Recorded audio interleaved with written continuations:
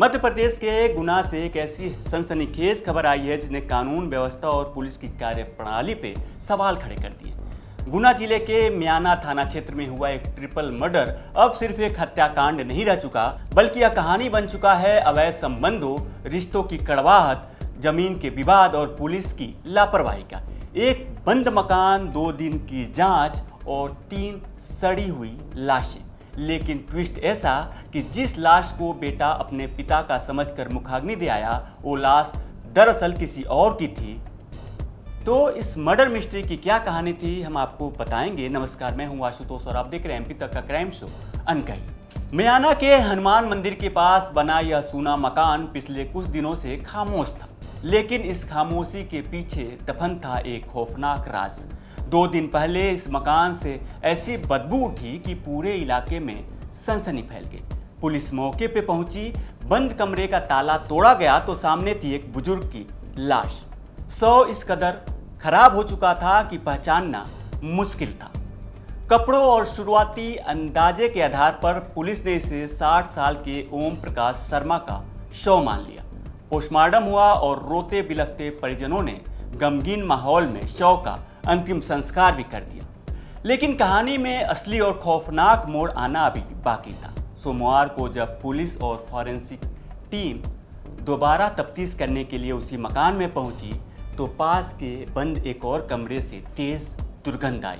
जैसे ही उस दूसरे कमरे का ताला तोड़ा गया, वहां मौजूद पुलिसकर्मियों के पैरों तले जमीन खिसक गई।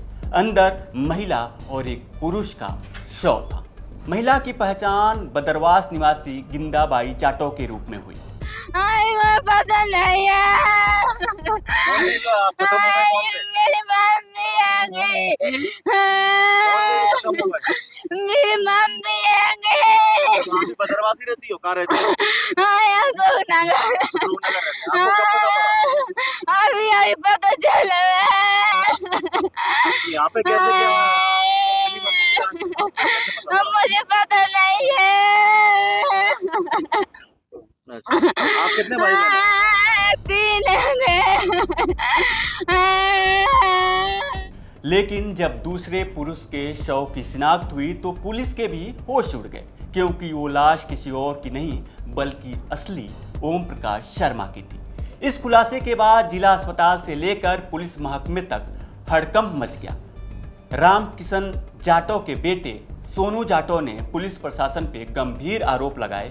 बेटे का आरोप था कि पुलिस की जल्दीबाजी और लापरवाही के कारण उसके पिता की लाश किसी दूसरे परिवार को सौंप दी गई और वो अपने पिता को आखिरी बार देख भी नहीं पाया, न ही खुद अपने हाथों से उसका अंतिम संस्कार कर पाया। शव की पहचान में भले ही पुलिस को भारी चूक हुई हो, लेकिन कत्ल की इस गुत्थी को पुलिस ने महज 6 से 7 घंटे में सुलझाने का दावा किया। गुना की एसपी के मुताबिक इस तिहरे हत्याकांड की वजह थी अवैध संबंध, बदनामी का डर और जमीन विवाद। दरअसल मृतका गिंदाबाई जाटो लंबे समय से ओम प्रकाश शर्मा के साथ रह रही थी।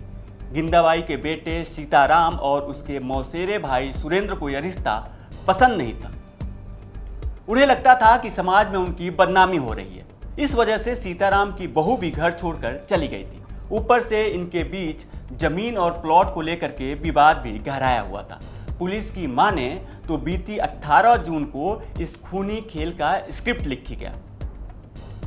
आरोपी और तीनों मृतक एक साथ बैठे, शराब पार्टी हुई। नशे की हालत में विवाद इतना बढ़ा कि आरोपी सीताराम, सुरेंद्र और उसके एक अन्य साथी ने मिलकर गिंदाबाई, ओम प्रकाश और रामकिशन की गला घोटकर बेरहमी से हत्या कर दी और लाशों को अलग अलग कमरे में बंद कर फरार हो गए।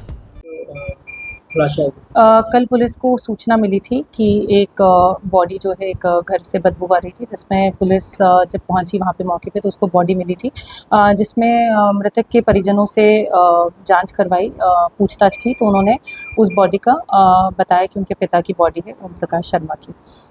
उसके बाद पुलिस इस केस को सॉल्व कर रही थी और दूसरा कमरा जो कि एक जिसमें ताला लगा हुआ था, उस रूम को जब खोला तो उसमें भी 2 बॉडीज़ थी, जिसमें पता लगा कि एक महिला है जिसका नाम गिंदाबाई जाटव है और दूसरा व्यक्ति जो है वो रामकिशन है।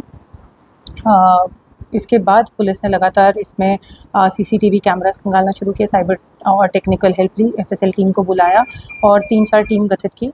इसमें सभी लोग यहाँ पे लगे हुए थे, विवेचना कर रहे थे और इसके तहत ये सामने आया कि ये पूरी घटना को अंजाम जो है 3 लोगों द्वारा दिया गया है।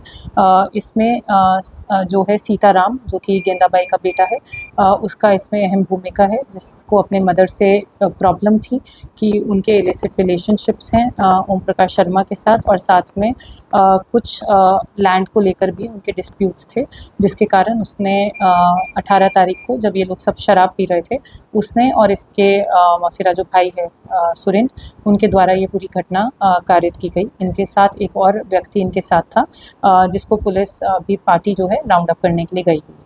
इसमें पुलिस ने मात्र 6-7 घंटों में पुलिस एक जो कि ट्रिपल मर्डर का एक केस था उसका पूरा खुलासा किया है और आगे की जो विवेचना है वो जारी है और इसमें बाकी भी जो अहम सुराग है वो पुलिस देखकर पूरी इशू का जो है उसको क्लियर करेगी। धन्यवाद।